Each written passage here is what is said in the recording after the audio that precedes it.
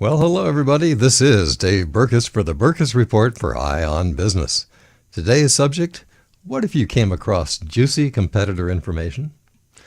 Many of us belong to industry trade associations and find ourselves at conferences and trade shows with time to spend with competitors. Some of these are old friends and some are even former associates. It's natural to want to associate with these people for many reasons, certainly social. Most CEOs want to obtain information about their competitors in the most subtle and non-obvious ways. And of course, most of us are willing to trade information to get information. In my former industry, I became an informal centralized source for knowledge about the revenues of each of my competitors, with a special skill for just asking the right questions to obtain the information. How many employees does the firm have today? Are you profitable yet?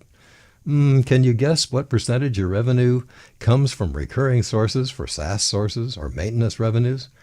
Well, in return for these answers to those several questions, I'd usually be able to guess the company's gross revenues within just a few percent, and I would state my guess to the person on the other side. His or her reaction would guide me to increase or decrease my estimate accordingly, of course. Well, that person would be pretty much amazed with the quick and fancy answer work, and I would have yet another piece of my puzzle in helping me gauge the total size of the industry and annual revenues and the growth and size of my competitors. All this was pretty helpful in strategic planning and marketing, even though to this day I don't think those CEOs were aware of the value of the information so easily given. And none of this is especially considered a trade secret, violating the unspoken covenant between competitor CEOs or even sales managers that there is a limit to such exchanges.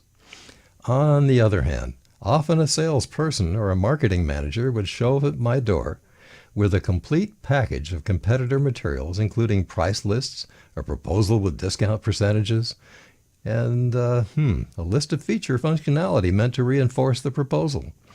The source of this information was typically the purchasing decision maker for a friendly customer or candidate customer. The question, though, is one of ethics, since the competitor certainly didn't volunteer that information to us, which would have been a competitor employee's violation of confidentiality and maybe even a cause for being fired. So what do you do with this wonderful, rich information dropped at your door with no cost or obligation? Few of us would destroy it and ask everyone to forget that they'd ever seen it. Most of us would absorb the information, and then we'd admonish those who had seen it not to repeat it to anyone that it was in their hands. Well, if you've been in business for long enough, you've seen your share of this gray market information, I'm sure. My advice is to be careful, to think of the golden rule. Never use this information publicly, certainly never reproduce it, let alone disseminate it internally. As to sharing information to get information, you and other executives are bound by a duty to your corporation not to share trade secrets with anyone who is not assigned a confidentiality agreement, including consultants to the company.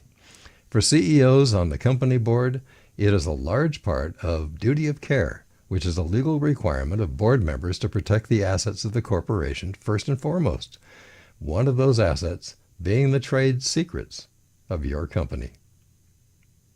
Well, this is Dave Berkus for the Berkus Report for Eye on Business. See you next time.